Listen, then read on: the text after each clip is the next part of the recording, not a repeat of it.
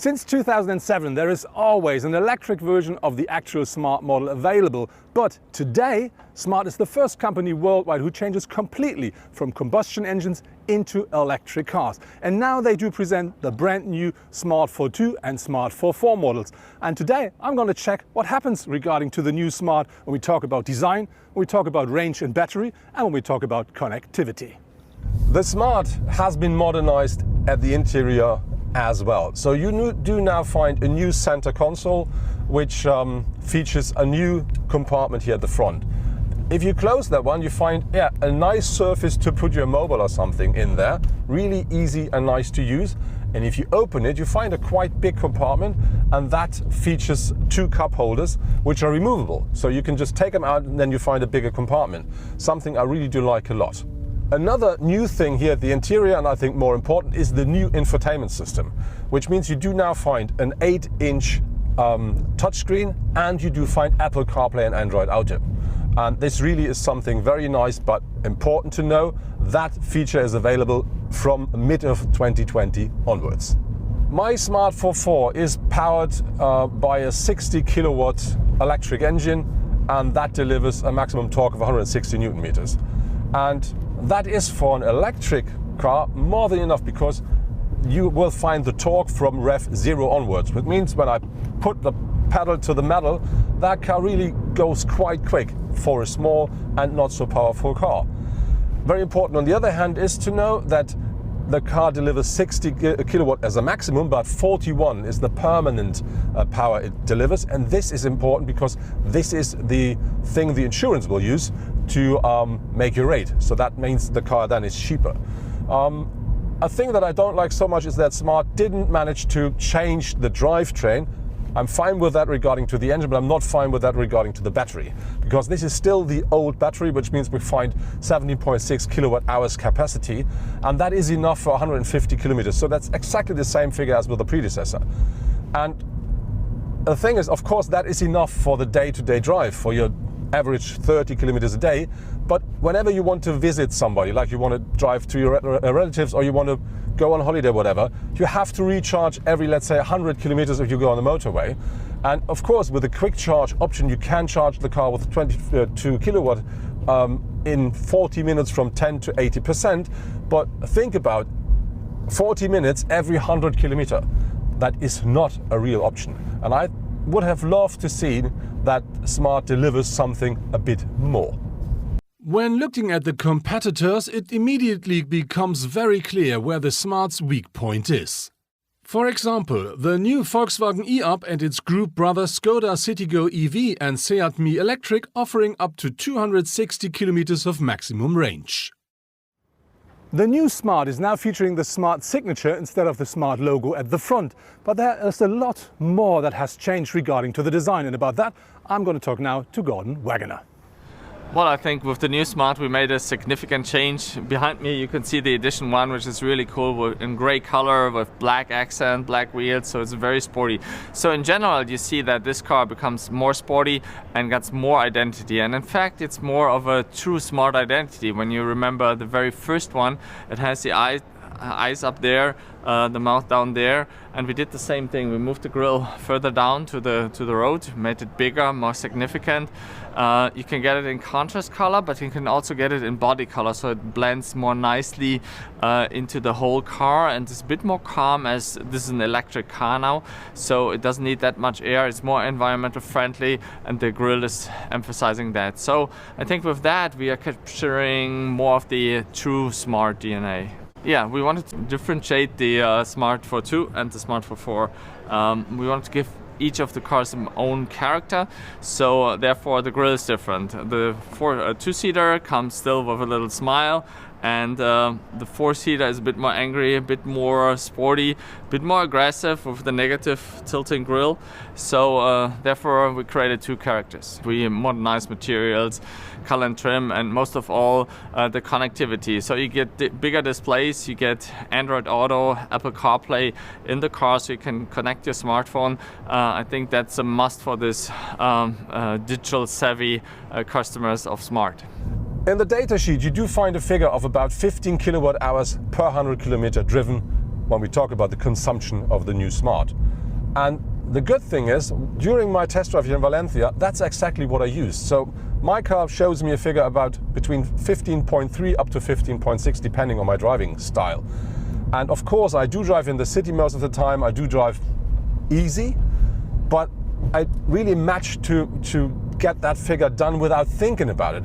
And this is really something I do like a lot. If you just drive the car and you can match that figure. Of course, if you do drive it, for instance, in Germany, cold weather, rainy, and you may drive on the motorway a bit more fast, of course you will not match that figure. But I think it's still a very nice number. The only thing I would love to have, as said, is a bigger battery. The base version of the new Smart forfour costs from 21,940 euros onwards. The four-door forfour is available from 22,600 euros in Germany. At Volkswagen you pay at least 21,975 euros for the electric up, but it always has room for 4 people. What I really do like with the Smart is when you look regarding to the surfaces and the materials, you do find loads, of let's say plastic or plasticish stuff. But that's typical Smart, because that was the same with the first generation. And what I really like is this blue stuff here. That's fancy. And if you're not a Smart person, you should better have a look at a different car. Another good example that not so much has happened regarding to the base of the car is the boot size of our Smart forfour, because that now features 185 liters with the rear seats up and up to 975 with the rear seats fold down, exactly the same as the predecessor. And this is the same with the Smart forfour. It now still features at a standard configuration 260 liters as a maximum. The Smart really is made for a city like Valencia. So because of the electric engine, you do have a quite powerful, very agile car. You have a very nice turning circle, so you always find a parking. You always can just turn around your car to go in the completely other direction.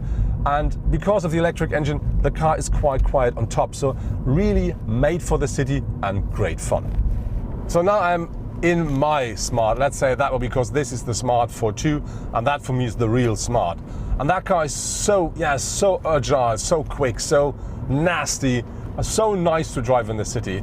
I really do like this a lot. And the good thing with the electric engine is when you stop at a traffic light and you then push the pedal to the metal, you will always be the first guy who is really quick on the road because of this electric powered car. That really is something you have to love that car for.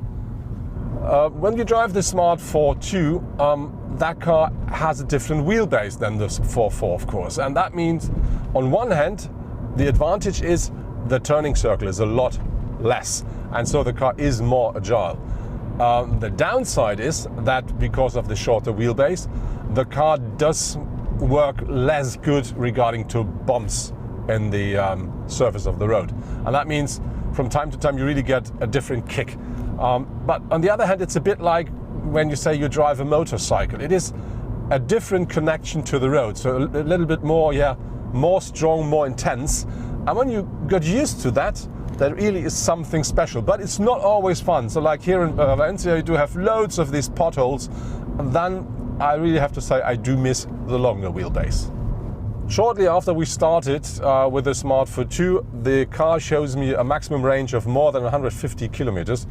I think this is something like, that would be nice to have. And I think maybe you can manage to really have this distance here in Valencia, because we have the perfect temperatures, like 14 degrees at the moment, and we do drive quite easy through the city. But I think in Germany, with our weather and our drive, that is something you will never, ever manage.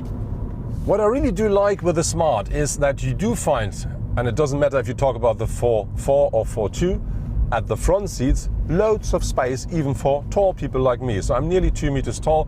I do really sit comfortably in the car. The seat is very nice and comfortable, and the support is absolutely fine. And you do find a nice seating position. The only downside is you can only adjust the steering wheel up and down, so you can't pull it towards you. But it doesn't matter, still very comfortable for such a small car. And how much space is behind me in our Smart forfour?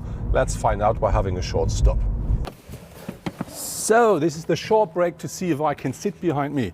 I didn't change my seating position, but let's see how much space the forfour offers. And when you look at that, this angle here is nearly 90 degrees, so that should make it easy. But as you may see, oh goodness, yeah, I can get in, but there is enough headroom, but only until I hit the frame of the glass roof.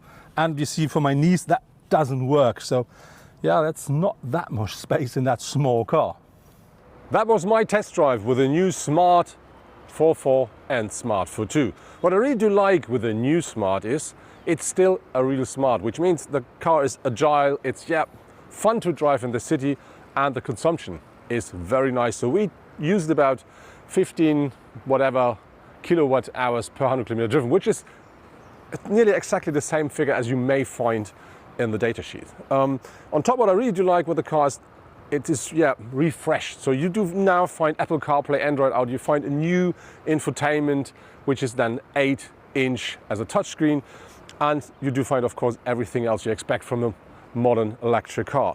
What I don't like so much with the car is that Smart didn't manage to use this facelift to put a new battery or new drivetrain into the car, which means you do really find exactly the same technology as with the predecessor, and that means you do have about 150 kilometers of maximum range with a fully loaded Smart. And I think, yes, if you only drive in the city, that's fine, but if you want to drive a bit more further down the road, maybe to visit your relatives, that's from time to time a bit too short.